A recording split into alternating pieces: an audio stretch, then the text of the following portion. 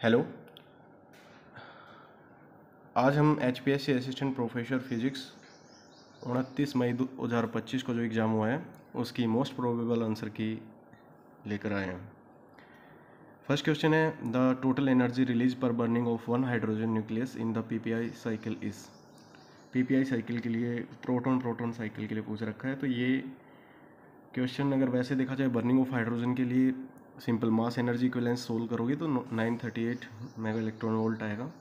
लेकिन अगर ये प्रोटॉन साइकिल से है तो ये रिएक्शन आएगा फ्यूजन से, fusion of hydrogens to form helium nuclei. तो रिलीज जो एनर्जी होती है पर proton cycle that is 26 mega electron volt.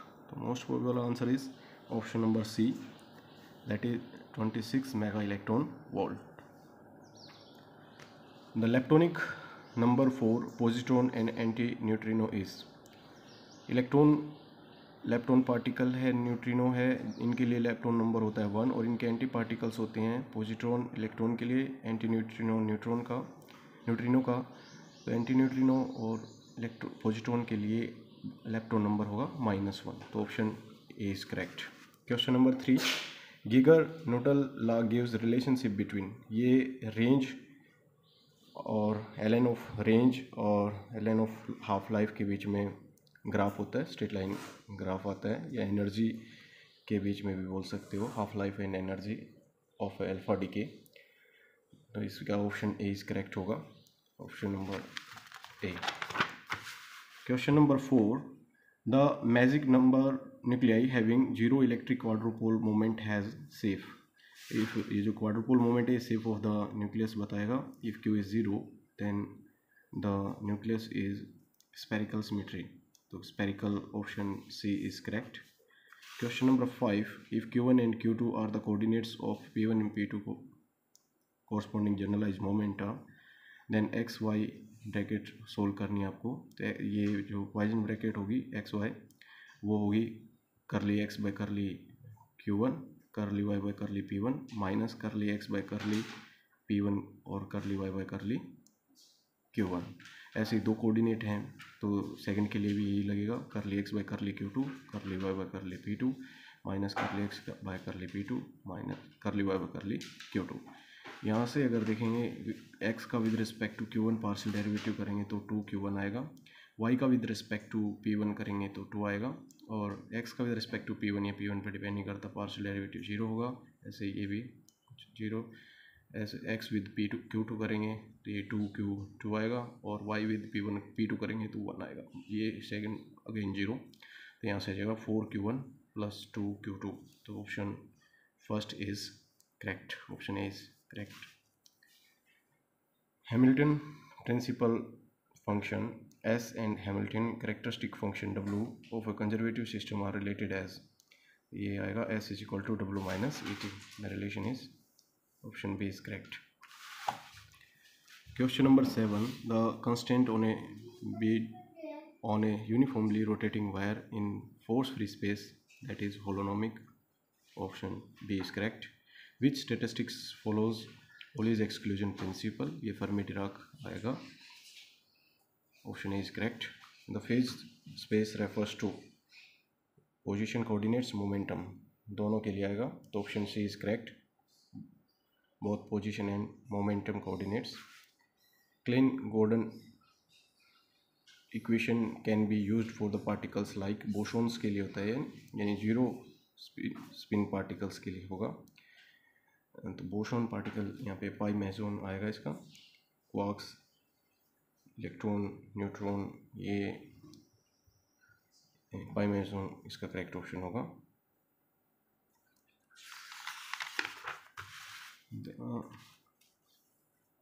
Number of ways in which n identical bosons can be distributed among 2 energy levels is. यहाँ से n दे रखा है n और स्टेट्स दे रखी है, Gi की वैल्यू दे रखी है 2, Gi की वैल्यू क्या है 2 दे रखी है। तो क्या फॉर्मूला लगेगा, फॉर्मूला लगेगा बोसॉन्स का distribution n factorial ni plus Gi minus 1 factorial divide by ni factorial और Gi माइनस 1 फैक्टोरियल। यहाँ से n प्लस 2 माइनस 1 फैक्टोरियल और नीचे आएगा n फैक्टोरियल और gi माइनस 1 फैक्टोरियल। ये n+1 फैक्टोरियल को लिखोगे n+1 इंटू n फैक्टोरियल, ये कैंसिल हो जाएगा और ये 1 फैक्टोरियल 1 होगा, तो आपका बचेगा केवल n+1। तो so correct option is option number A. Question 12 saddle point पूछ रखा है यहाँ पे। ये डैम्प्ड हार्मोनिक ऑसिलेटर में होता है, corresponding to damped harmonic oscillator. Divergence या कन्वर्जेंस ऑफ फंक्शन होगा, option D is correct. The Lagrangian आपको फाइंड करनी है। एक पार्टिकल है तो काइनेटिक एनर्जी होती है पार्टिकल की half m r dot square plus r square theta dot square, और यहाँ से फोर्स दे रखी है कि वाई आर स्क्वायर। यहाँ से आप इसको सोल्व करोगे ग्रेड v यूज़ करके, वो F dot D R integrate करोगे इन्फिनिटी टू r, तो ये वैल्यू आपकी सोल्व हो गया है कि माइनस के वाई आर। और जो लैग्रेंजियन होगा सिस्टम का वो होता है kinetic energy minus potential energy minus plus C के वाई आर हो जाएगा, तो option A is correct. Maxwell equation derive from Ampere law.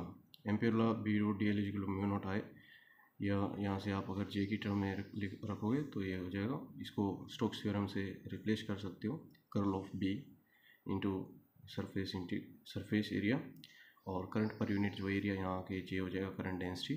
तो करंट डेंसिटी की टर्म्स में ये होता है curl of B is equal to mu naught J, और बी होता है म्यू नॉट एच। तो एच की टर्म्स में जो फॉर्मूला बनेगा that is curl of H is equals to mu naught जे।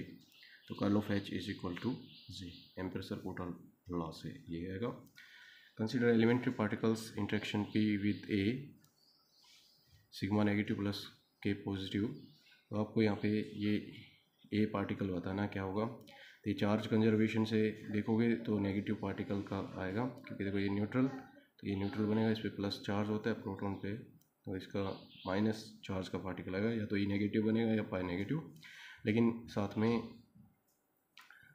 ये कंजर्वेशन होंगे ना इनके, इलेक्ट्रॉन नंबर कंजर्वेशन नहीं बनेगा अगर इलेक्ट्रॉन लोगे तो, क्योंकि लेफ्ट में इलेक्ट्रॉनिक पार्टिकल आ गया, तो इलेक्ट्रॉनिक कंजर्वेशन फॉलो नहीं करेगा इलेक्ट्रॉन लेने से, तो यहाँ पाई नेगेटिव आएगा। ठीक है, option is correct.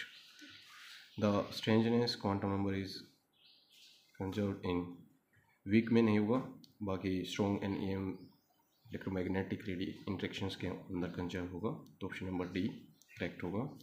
The reaction delta 0 plus n is equal to sigma negative plus b। तो यहाँ पे ये रिएक्शन में अगर आप चेक करोगे तो इसमें स्ट्रेंजनेस तो कंजर्व है, यानी जिसके लिए स्ट्रेंजनेस होगी -1, n के लिए हो गया 0, सिग्मा नेगेटिव के लिए -1 0, तो स्ट्रेंजनेस कंजर्वेशन है इसके अंदर। तो नेक्स्ट हम आइसोस्पिन चेक करेंगे, तो इसके लिए आइसोस्पिन आएगी 0, और न्यूट्रॉन की हाफ होती है, और सिग्मा नेगेटिव की होती है यहाँ पे 1, और ये होगी 1/2 पी के लिए, न्यूट्रॉन प्रोटॉन की 1/2, ये 3/2 है, इधर 1/2 है, तो यहाँ पे आइसोस्पिन है वो नॉट कंजर्व, तो it is forbidden because of the law of isospin conservation. तो ऑप्शन सी इज करेक्ट है, ऑप्शन सी।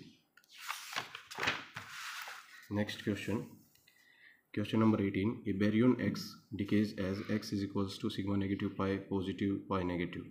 तो थर्ड कंपोनेंट ऑफ आइसोस्पिन बताना है यहाँ पे, तो हम राइट हैंड साइड के आइसोस्पिन्स लिखेंगे। ये ट्रिपलेट पार्टिकल है, तो इसकी जो I3 वो होगा आइसोस्पिन, इसकी होगी 1, पॉजिटिव है तो +1, पाई 0 भी एक ट्रिपलेट में से है, 0 की ये हो जाएगी I3 कंपोनेंट 0, और पाई नेगेटिव का बनेगा -1।